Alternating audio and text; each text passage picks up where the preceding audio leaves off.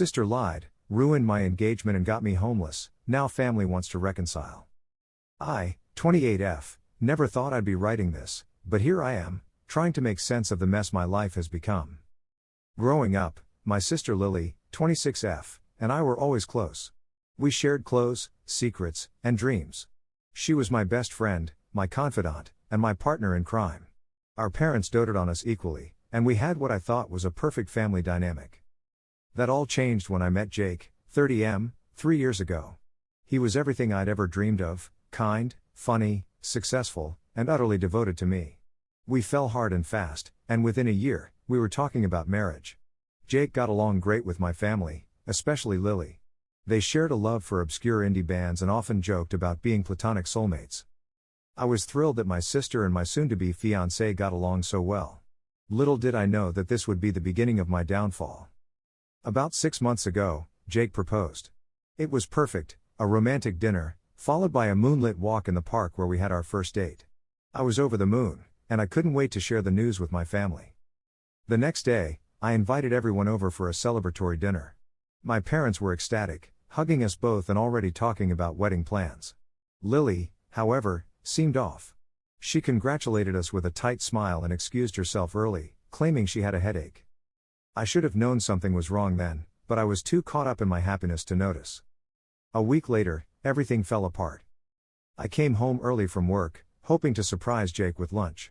Instead, I found him sitting on our couch, head in his hands, looking utterly devastated. When he saw me, his eyes filled with a mixture of guilt and anguish.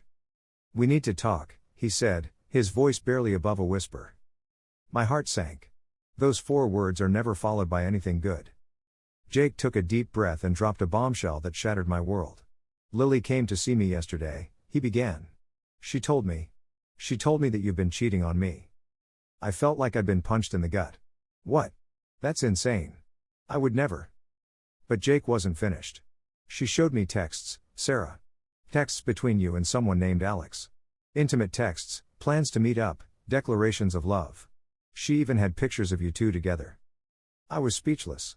Alex was my gay best friend from college. We were close, sure, but there was absolutely nothing romantic between us. And pictures? The only recent pictures I had with Alex were from his birthday party last month, which Lily had attended too. "Jake, this is crazy. Alex is gay. Lily knows this. Those texts must be fake, and the pictures are probably from his birthday party. You know, the one Lily was at too." But Jake wasn't listening. He was too hurt, too betrayed. "I thought I knew you, Sarah. I thought what we had was real. But Lily, she's your sister. Why would she lie about something like this?" Why indeed? That was the question that would haunt me for months to come. I tried desperately to explain, to make Jake see reason. I offered to call Alex right then and there, to prove that there was nothing between us. But Jake was too far gone. He had already packed a bag. "I need some time," he said, not meeting my eyes. "I'll be staying with a friend for a while. I just can't be here right now." And just like that, he was gone, taking my heart with him. I was in shock. How could this be happening? Why would Lily do this? I needed answers, and I needed them now. I drove to Lily's apartment in a daze, my mind racing with possibilities. There had to be an explanation. Maybe someone was impersonating her. Maybe she was being blackmailed. Anything seemed more plausible than my own sister deliberately ruining my life. When Lily opened the door, I could tell immediately that something was off. She wouldn't meet my eyes, and her usual bubbly demeanor was replaced by a nervous energy. "Why?" I demanded, my voice cracking. "Why would you do this to me?" Lily's face crumpled, and for a moment, I thought she was going to confess, to tell me it was all a misunderstanding. Instead, she doubled down on her lie. "I'm sorry, Sarah," she said, tears streaming down her face. "But Jake deserved to know the truth. I couldn't stand by and watch you deceive him like that." I was dumbfounded. "The truth? Lily, you know damn well there's nothing between me and Alex. He's gay, for crying out loud. What game are you playing?" But Lily stuck to her story. She claimed she had seen things, heard things. She even went so far as to suggest that Alex's sexuality was a cover, a way for us to hide our affair. It was like talking to a stranger. This wasn't the sister I knew and loved. This was someone else entirely, someone cruel and manipulative. As I left Lily's apartment, my world spinning, I made a decision.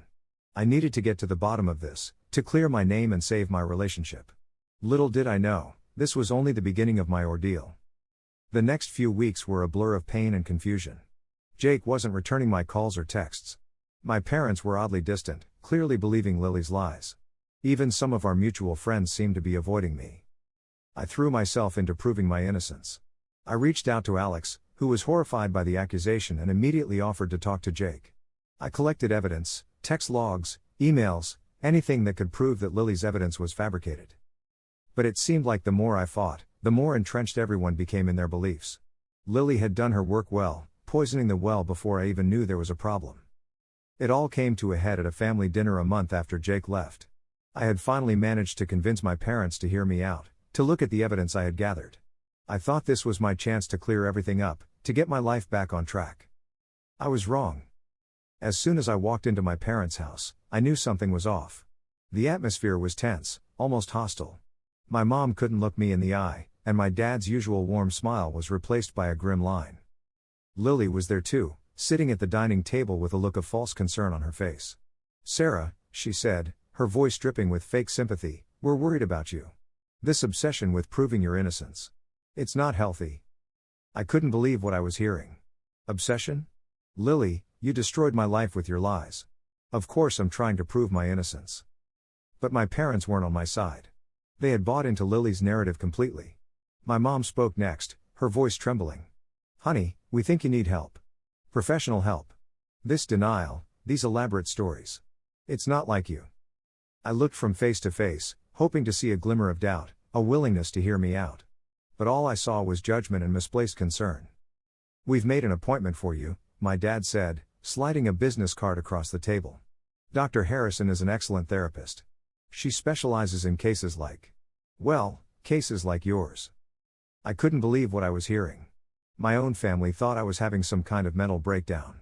They were ready to ship me off to therapy rather than consider the possibility that their precious Lily might be lying. "I'm not crazy," I said, my voice barely above a whisper. "I'm not the one who needs help. Lily is lying, and you're all too blind to see it." But my words fell on deaf ears. The rest of the dinner passed in a blur of accusations and misplaced concern. By the time I left, I felt completely and utterly alone. The next few months were the hardest of my life. Jake had moved out permanently, unable to trust me despite Alex's attempts to clear my name. My family was distant, treating me like I was made of glass, ready to shatter at any moment.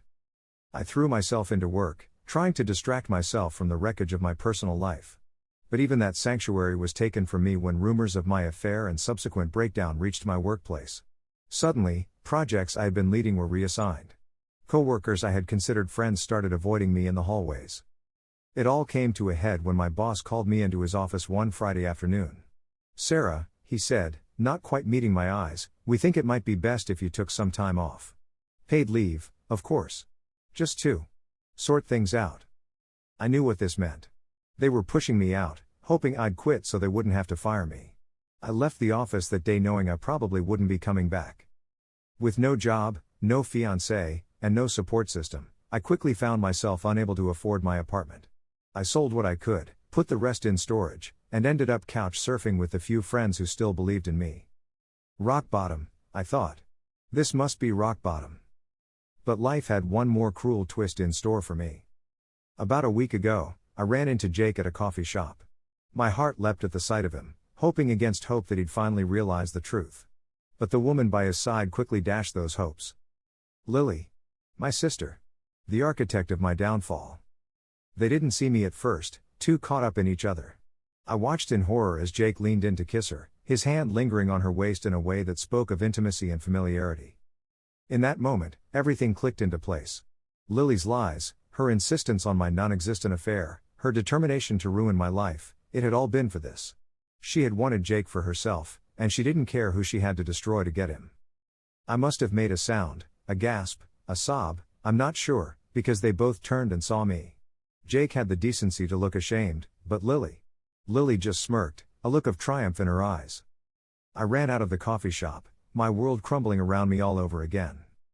That night, as I lay on yet another friend's couch, staring at the ceiling and wondering how my life had come to this, my phone buzzed with a text from my mom. "We need to talk," it read. All of us. Please come home. I laughed bitterly. Home. I didn't have a home anymore, thanks to Lily. Thanks to all of them who chose to believe her lies over my truth. But curiosity got the better of me. What could they possibly want now? To apologize? To finally listen to my side of the story? Or was this just another ambush, another attempt to convince me I was crazy? I texted back a single word: why? My mom's response came quickly. Lily confessed. She told us everything. We're so sorry, Sarah. Please come home so we can make this right. I stared at the message for a long time, a whirlwind of emotions coursing through me. Relief that the truth was finally out. Anger that it had taken this long. Bitterness at all I had lost. And underneath it all, a tiny spark of hope that maybe, just maybe, I could start rebuilding my life. But could I forgive them? My sister, who had systematically destroyed everything I held dear. My parents, who had chosen to believe the worst of me rather than stand by my side. Jake, who had doubted my love and moved on so quickly with the very person who had torn us apart. As I sit here now, typing this out, I'm still not sure what I'm going to do. Part of me wants to go home, to reclaim the life that was stolen from me. But another part wants to walk away, to start fresh somewhere where the weight of betrayal doesn't hang over every interaction. So, Reddit, I turn to you. What would you do in my shoes? Can a betrayal this deep ever be forgiven? Is it worth trying to rebuild these relationships, or should I cut my losses and start anew? I never thought I'd be in this position, homeless and heartbroken, my entire life upended by the person I trusted most in this world. But here I am, trying to find a way forward in the wreckage of what used to be my life. Whatever I decide, I know one thing for certain: I will never allow myself to be so thoroughly deceived again. The Sarah who trusted blindly, who believed in the inherent goodness of family, she died the day Lily's lies came to light. The woman I am now is stronger, wiser, and far less forgiving. So, what's next? Do I give them a chance to make amends? Or do I close this chapter of my life for good and start writing a new one, far away from the people who broke me? I'm open to your thoughts, Reddit. After all, I've got nothing left to lose. Edit. Wow, I never expected this post to blow up like this. Thank you all for your support and advice. To address some common questions. 1. Yes, I have all the evidence of Lily's deception saved and backed up in multiple places. I'm considering legal action, but I'm not sure if I have the emotional energy for a prolonged legal battle right now. 2.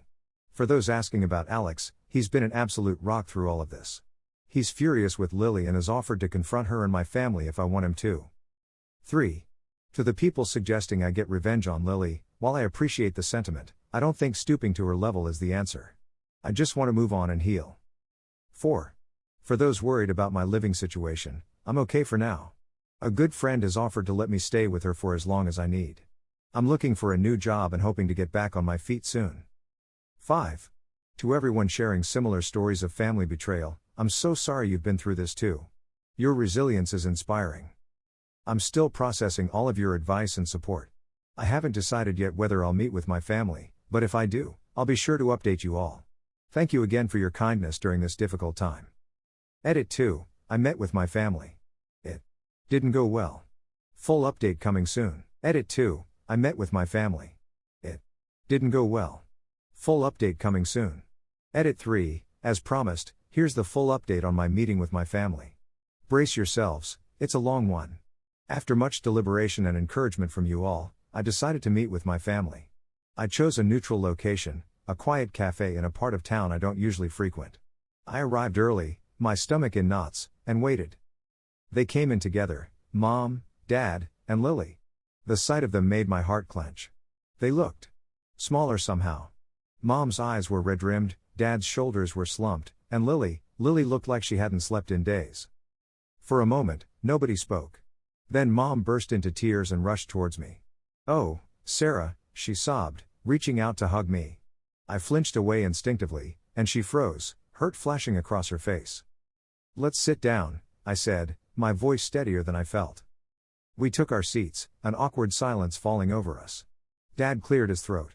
"Sarah, we don't know where to begin. What Lily did. What we allowed to happen.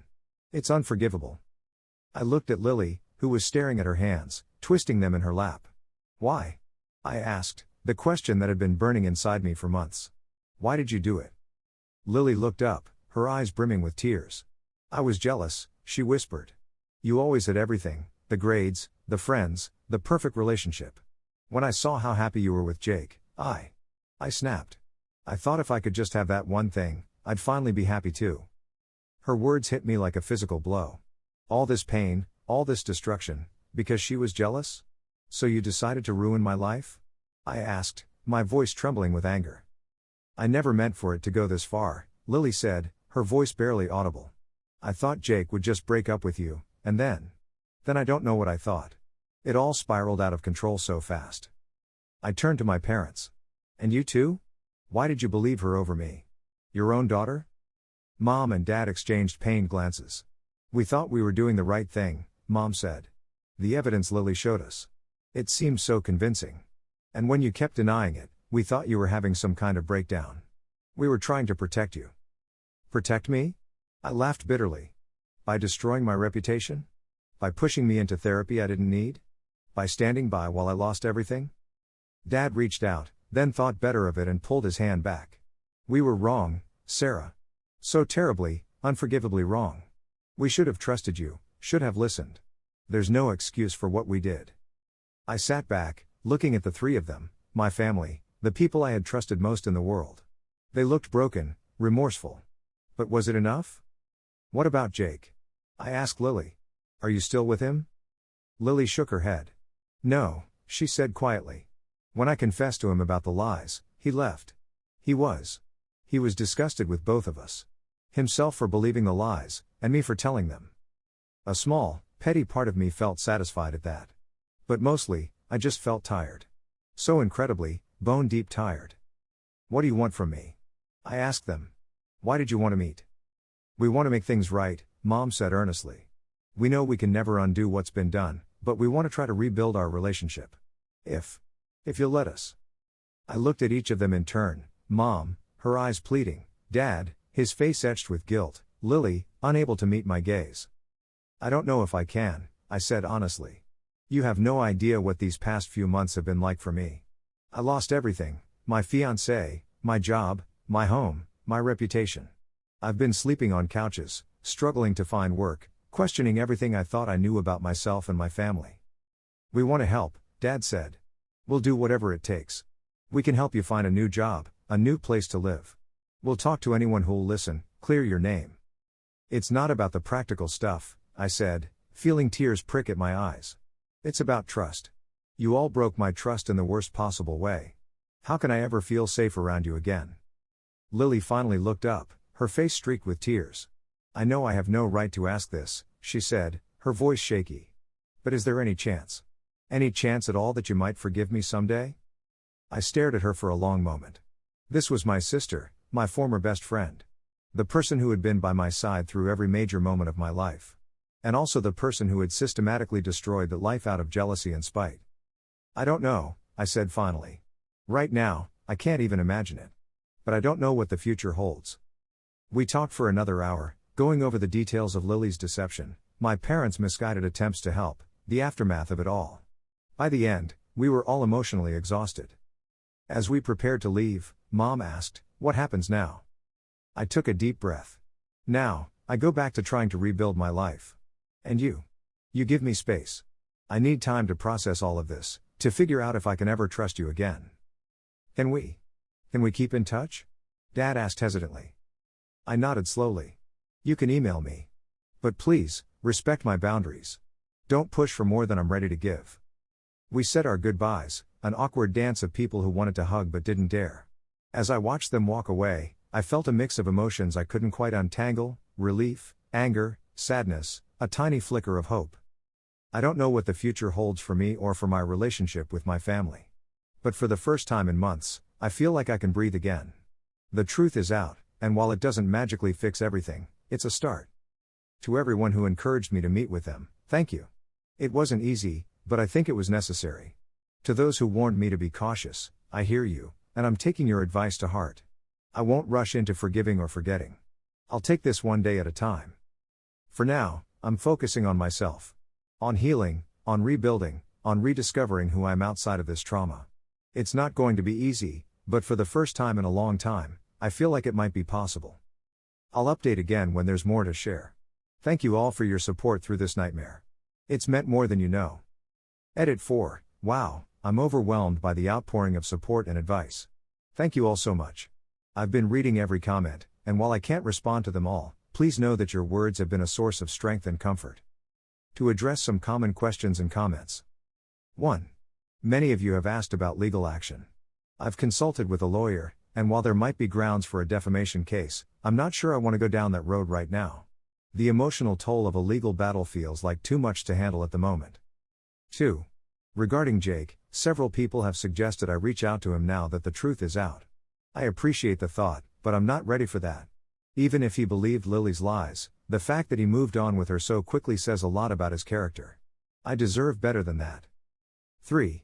To those asking about my job situation, I have some promising leads. A former colleague who always believed in me has offered to put in a good word at her new company. It's not in my field, but at this point, I'm open to new opportunities. 4. Many of you have recommended therapy, and I agree. I'm looking into affordable options.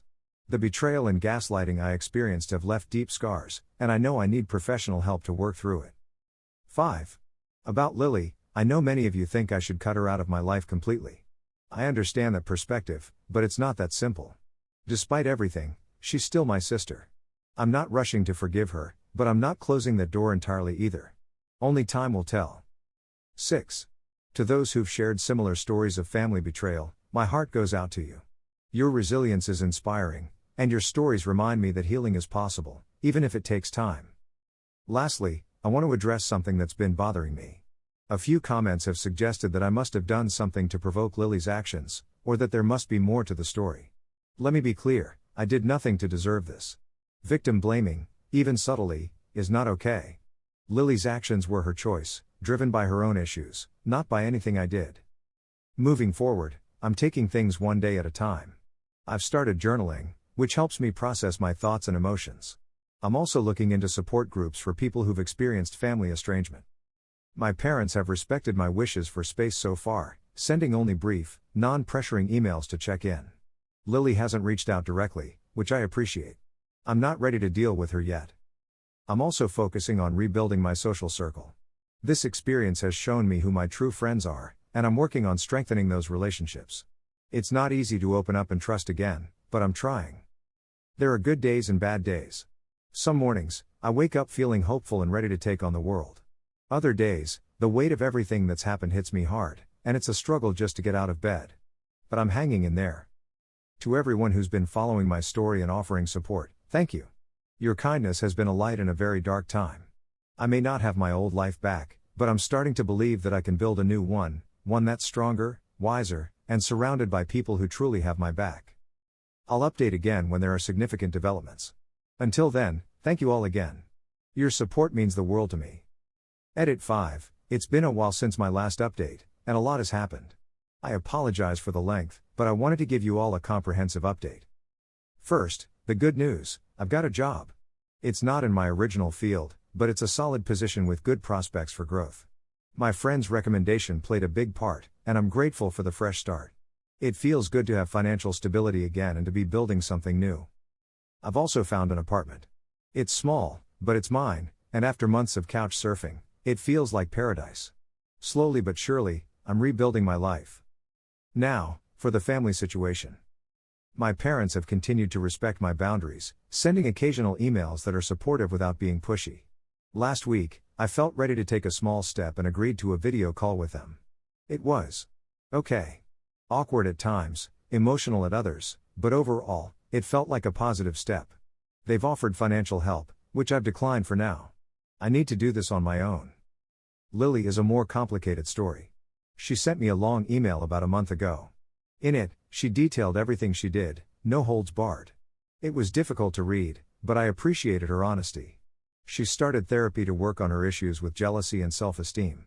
She's also volunteering at a crisis helpline, which she says is her way of trying to put some good back into the world. I haven't responded to her email yet. I'm still processing it all. Part of me wants to believe she's genuinely changing, while another part remains deeply skeptical. I'm not ready to let her back into my life, but I'm no longer filled with rage when I think of her. It's progress, I suppose. As for Jake. Well, this might surprise some of you, but we met for coffee last month. He reached out, wanting to apologize in person. I was hesitant, but curiosity got the better of me. Seeing him again was harder than I expected. All those feelings I thought I'd moved past came rushing back. He looked terrible, guilt and regret etched into every line of his face. He apologized profusely, taking full responsibility for doubting me and for his actions afterward. "I should have trusted you," he said, his voice breaking. "I let my insecurities and Lily's lies cloud my judgment. I threw away the best thing in my life, and I'll regret it forever." Part of me wanted to forgive him on the spot. Part of me wanted to throw my coffee in his face. In the end, I did neither. I told him I appreciated his apology, but that too much had happened for us to ever go back to what we were. He asked if there was any chance for us in the future. I was honest, I told him I didn't know. Right now, I'm focused on healing and rebuilding my life. I'm not ready for a relationship, with him or anyone else. We parted on civil terms.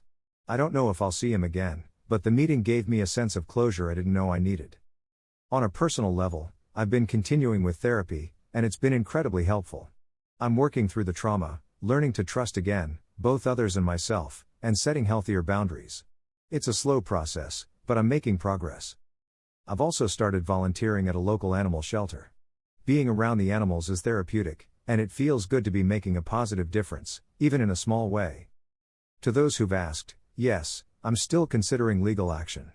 I've had further consultations with lawyers, and while I haven't made a final decision, I'm leaning towards pursuing it. Not out of vengeance, but because I believe there need to be consequences for actions as destructive as Lily's.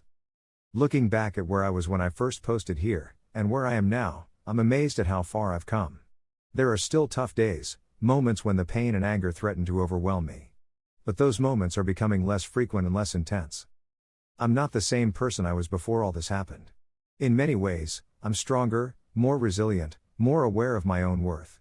I've learned hard lessons about trust, family, and the importance of standing up for myself. To everyone who's been following my story, offering advice, and sending support, thank you. You've been a crucial part of my healing journey. Your kindness and encouragement have helped me through some of my darkest moments. I don't know what the future holds. I don't know if I'll ever fully reconcile with my family, or if Jake will be part of my life again. But I do know this, I'm going to be okay. More than okay, actually. I'm going to thrive. Thank you all, from the bottom of my heart. I'll update again when there's more to share. Until then, take care of yourselves, and never underestimate your own strength. If I can get through this, you can get through whatever you're facing too.